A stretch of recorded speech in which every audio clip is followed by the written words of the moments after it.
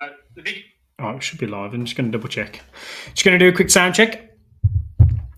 Make sure you can hear me. If you are watching this live, just give it some likes, and obviously hit 5 as you're live, giving you a high five.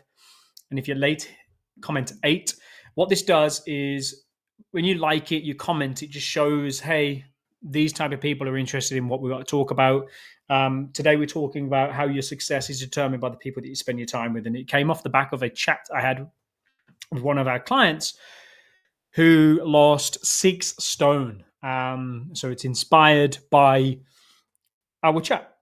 In a nutshell, I'm not going to say her name. I'm not going to. I will kind of run around telling you about what sort of happened on there. But basically, she has lost friendship with somebody because of her weight loss, which is what it boils down to. Interesting, but this was sort of spurred on. This talk I'm going to do is spurred on by the fact that your success is determined by the people that you spend your time with. Ultimately speaking, we're herd animals, right? As primitive as that sounds, we like to spend time with people. We like to eat with people. We like to bond with others. We want to fit in. We want to earn the respect and the approval of our peers, right? Of our friends. And these inclinations are necessary to our survival. And they were especially essential to our survival, evolutionarily speaking, right? Our ancestors, they would have lived in tribes. And hey, if you got separated from the tribe, or worse, let's say you were cast out, that's a death sentence for you, right?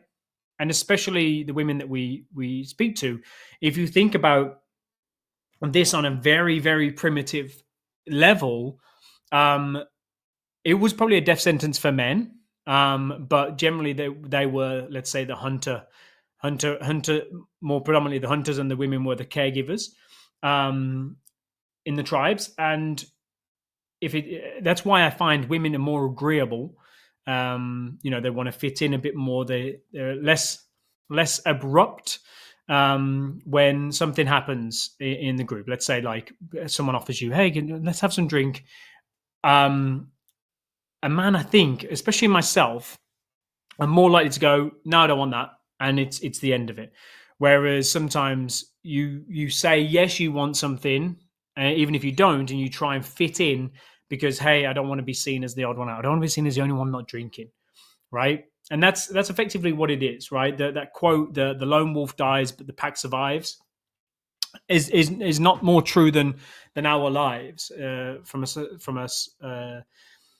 a togetherness point of view, right? When back in the day when we collaborated and bonded, we enjoyed more safety in numbers. We enjoyed more mating opportunities. We had more access to resources, more people. There was more potential to gather all the good stuff, shelter and stuff like that. Now, Charles Darwin actually said, in the long history of humankind, those who learn to collaborate and improvise most efficiently have prevailed.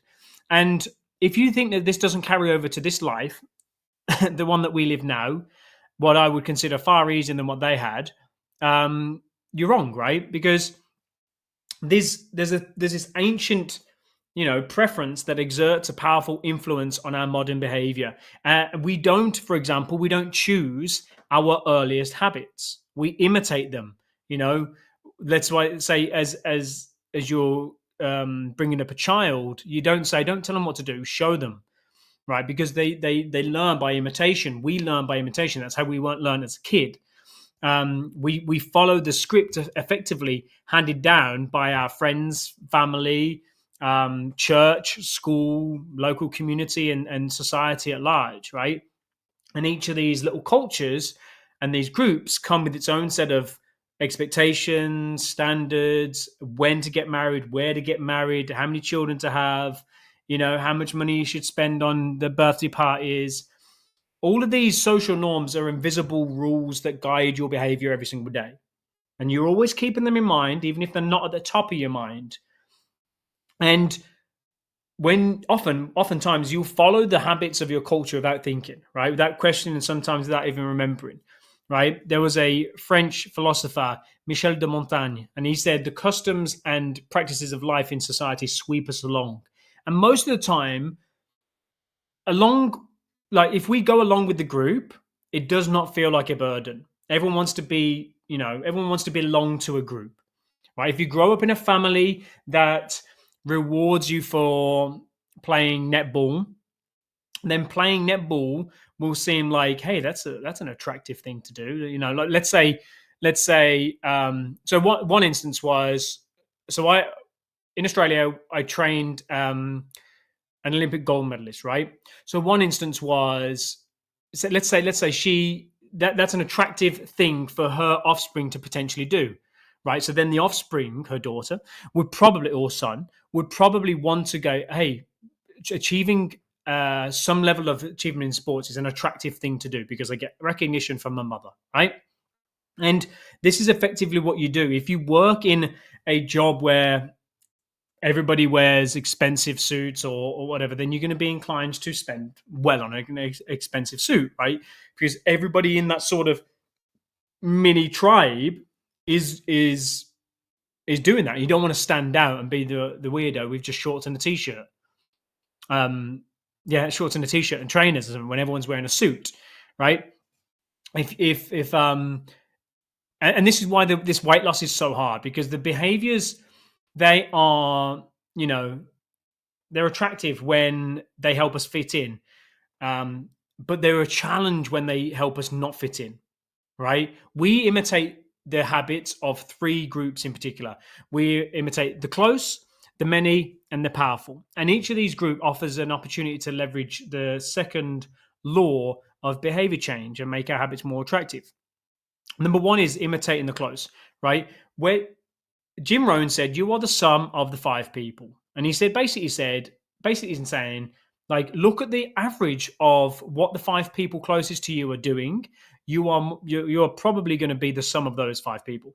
So if you've got five friends that are all smokers and drinkers and maybe a bit overweight, then the chances are that maybe you're following those same behaviors, those same patterns, and you're maybe doing drinking, smoking, maybe, and maybe slightly overweight, right? If you've got friends that are active, going for walks, doing classes, going to the gym, trail runs, whatever it is that you're into, yoga, then the chances are, if you're spending a lot of time with them, you're probably doing more of that stuff than the smoking and drinking, right?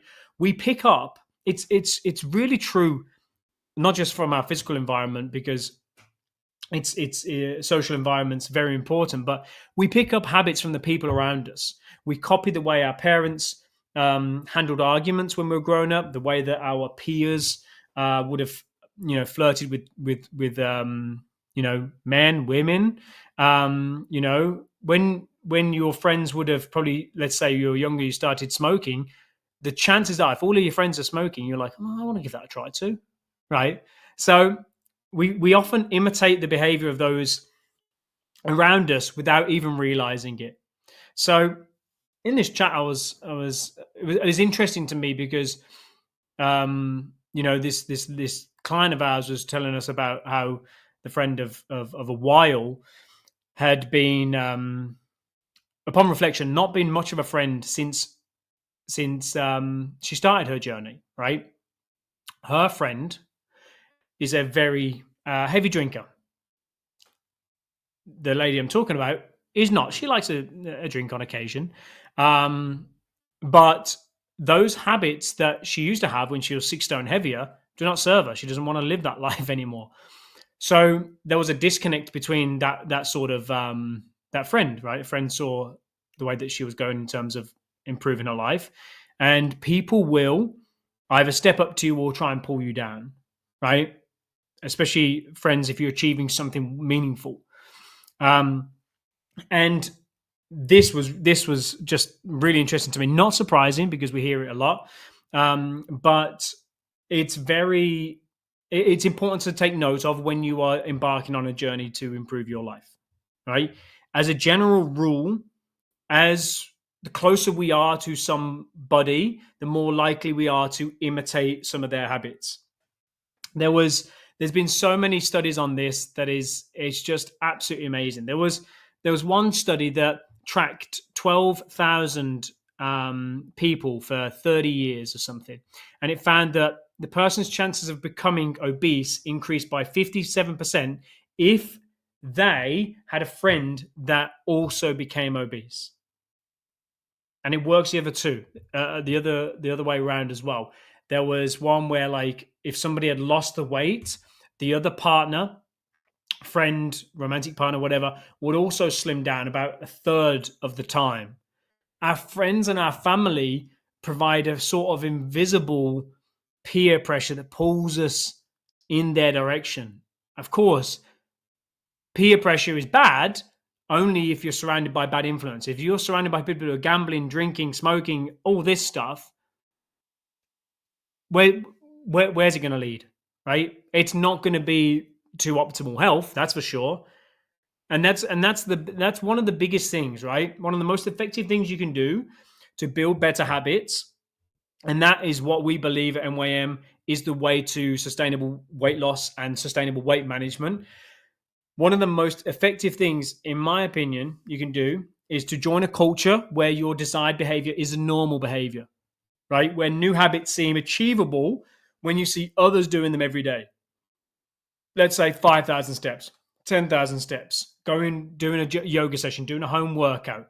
If you're surrounded by fitter people, you're more likely to consider, I'm actually going to do a bit more steps today. I'm going to do a yoga session. I'm going to do a home workout. You're going to consider working out, potentially going to the gym. And if you're surrounded by people who do the opposite, let's say eat tea and biscuits all day, like my friend used to do, then it's reasonable that you will do the same, right? Your culture sets your expectation for what is normal. Surround yourself with people who have the habits you want to have yourself, and you'll rise together. And that's what we're all about inside the NYM Club, right? To make your habits even more attractive, you can take it one step further, right?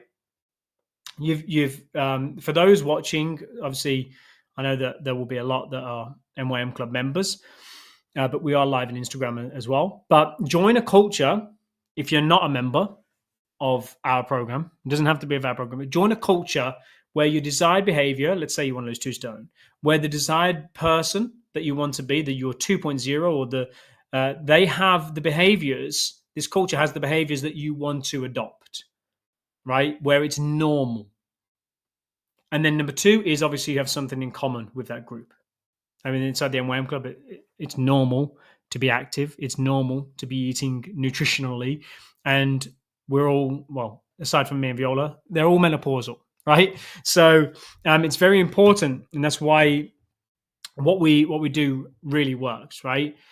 Nothing sustains motivation better than belonging to the tribe. It transforms a personal quest into a shared one. Sharon Newton said, I can't believe, 2 weeks ago, she's doing really well under V's supervision with the weight loss, but she said the other day, 2 weeks ago it was, I cannot believe how supportive you are of each other. It's amazing. Just joined, right? That change is appealing because it feels like something people like you already do. And nothing does we've transformed your personal quest into a shared one then, because you're like, oh, I lost 3 pounds this week, Karen. How good is this? And she's like pumping you up, going, this was amazing. Well done. I lost 2 pounds. I'm really pumped, really excited because I had this social occasion on the weekend, right? Previously, you're on your own. Your identity was singular. You are a office worker. You are a, what's the name? Just trying to go along. A musician, maybe. Maybe you're a knitter. Maybe you're into embroidery, right? But when you join a club, your identity becomes linked to those around you. So that growth and change is no longer that individual pursuit. You know, we are, let's say we are active menopausal women. You know, the shared identity becomes, starts to reinforce your personal identity. And this is why remaining part of a group after achieving a goal, after hitting that that milestone that you haven't hit for years, that target weight, hitting that is and maintaining the connection with that group is crucial to maintaining your habits, right? It's friendship and community that embed a new identity and help behaviors last over the long term. And then there's obviously number point two, which is imitating the many, right?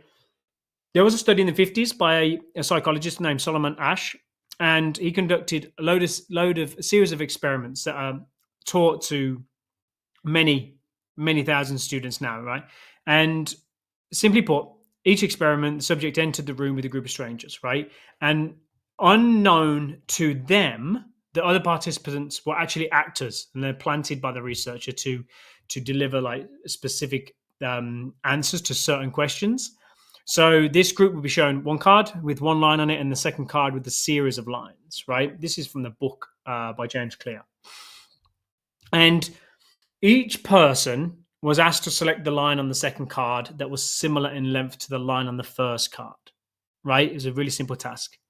And the experiment began the same, right? First, there would be some easy sort of trials where everyone, hey, this is a correct line. Everyone agreed on it. After a few rounds, the participants were shown a test that was just as obvious as the previous ones, except the actors this time were told, hey, intentionally do the incorrect answer, right? For example, they respond A instead of, and the answer is B.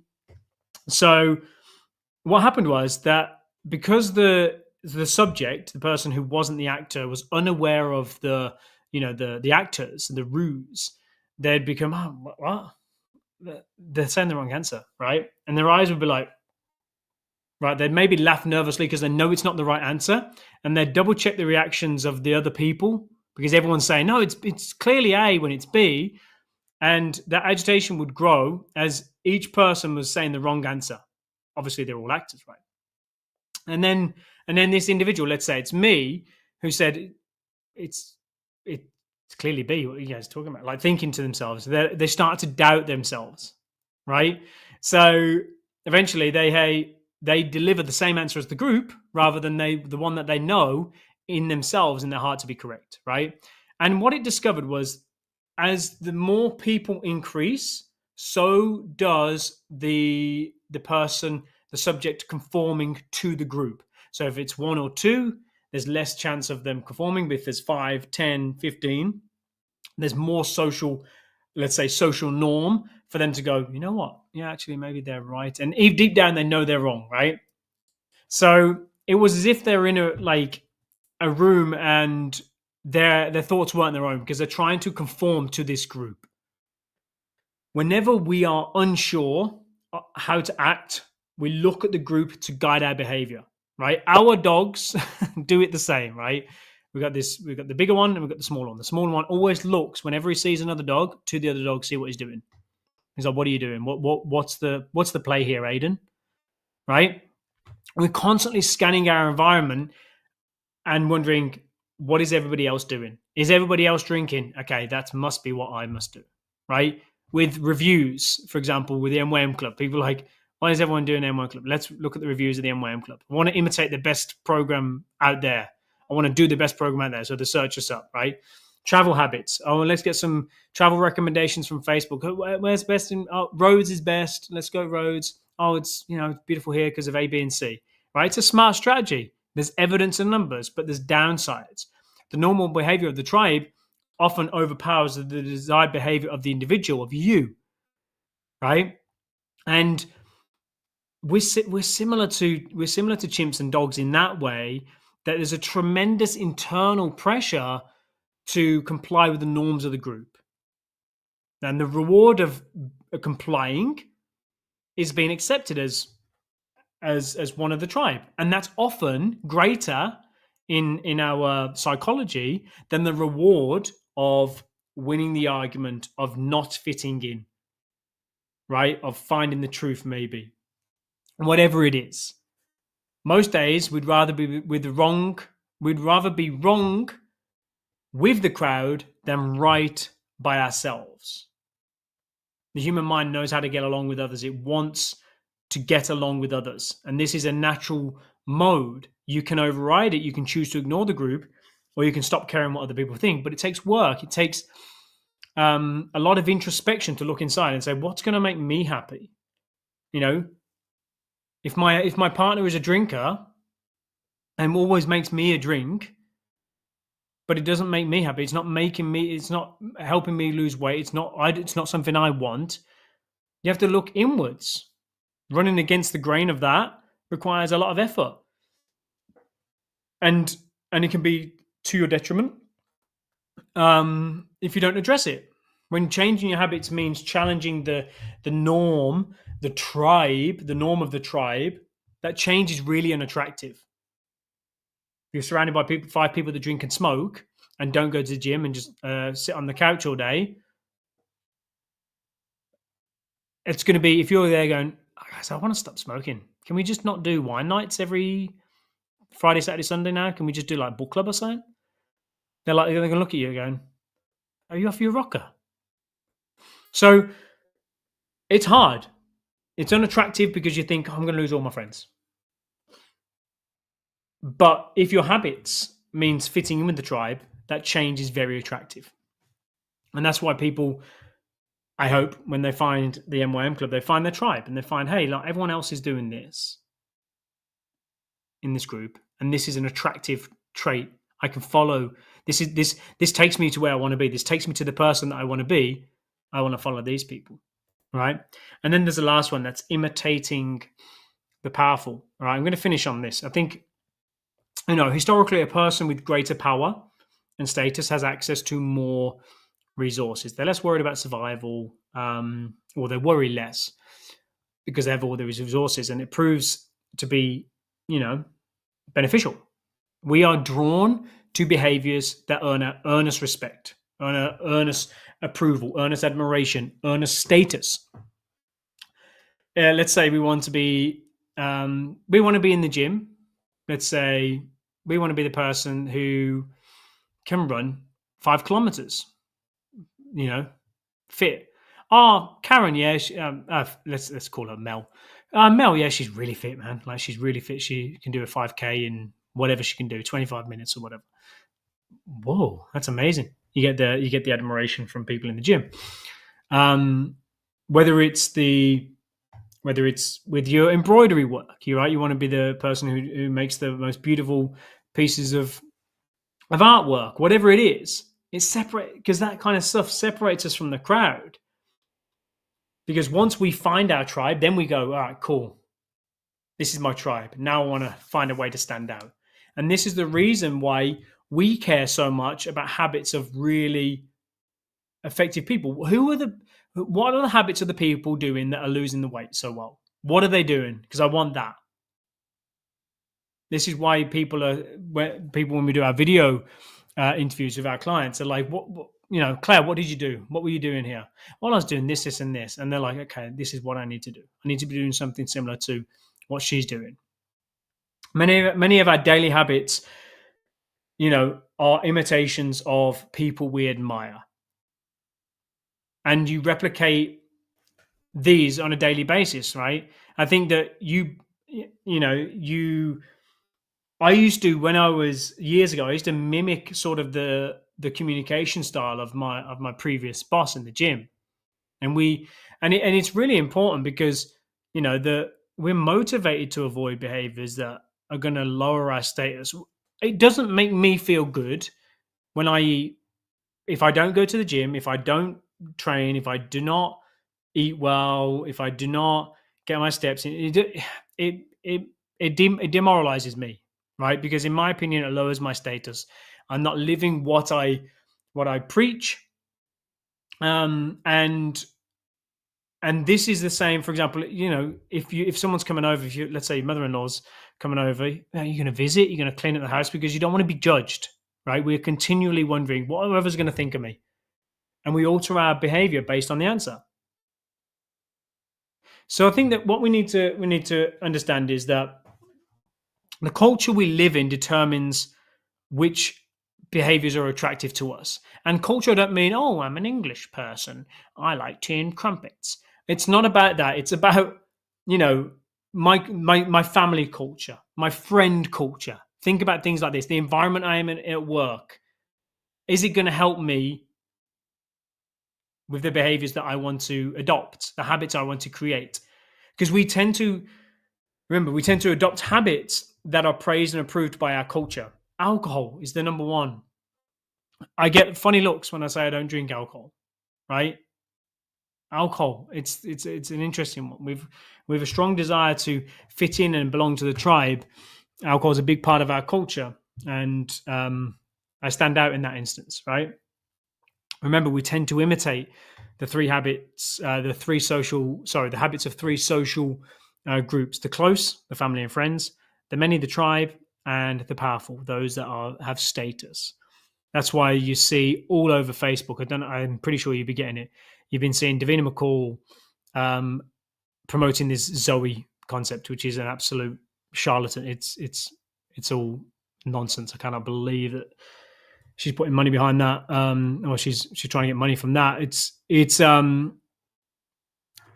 shocking. But hey, because of the name, she has status, then it will sell, and people will not get results off the back of it. So one of the best things you can do, the most effective things you can do, is remember, join a culture where your desired behavior is normal behavior. Number two, you already have something in common with that group. All right. Could be menopausal women, all of you menopausal. Could be that. Could be all, I love running. You join a running group. Could be anything. The normal behavior of your tribe will often overpower the desired behavior of you as an individual. Right? Most days, we'd rather be wrong with the crowd than be right by ourselves. Remember that. And if a behavior that we do can get us approval, respect, and praise, we find it very attractive. There's a reason why when people have lost weight and their friends are saying to them, I am so bloody proud of you, Sharon. I cannot believe how well you've done. It's not the fact that they're basically admiring the behaviors that got you the weight off, because it's not easy. It's not easy work, right? They're not saying you're any better of a person or any less of a person if you don't lose the weight, but they're saying, I really admire the behaviors that you've put in place, and you've earned my respect because you've lost that 2 stone, you've lost that 4 stone, you've lost that stone. And this is what it's about ultimately. Finding your tribe. I'm just going to quickly jump in to the questions. Alrighty. Fiona says she 100% agrees. Mother says, great live. Ta. Hey, Sandra. Hey, Sharon. Good morning. Hey, Janita. I see Janita's on as well. Is there anybody have any questions before I let you go? Just let me know. I'm going to wait another 30 seconds, and then we'll call it. Just to see if anybody's got any questions we can answer live.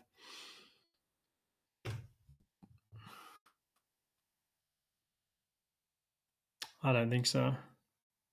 Beautiful. Okay, no questions. Great. I hope you all have a fantastic week. Okay. Just got a message from the lady that spurred this chat, saying it was 7 stone. Watching you live, it was 7 stone. She said, I was just off the top of my head, I thought it was 6. Amazing. Okay, I'll leave you. Have an amazing week. I'll speak to you soon. Any questions, let us know. If you're watching this and you're not a member of the MYM Club, and you want help with your weight loss in menopause, just comment MYM below. We'll reach out to you or send us a private message, and we'll see if we can help. All right. I'll speak to you soon. Have an amazing week. See you later.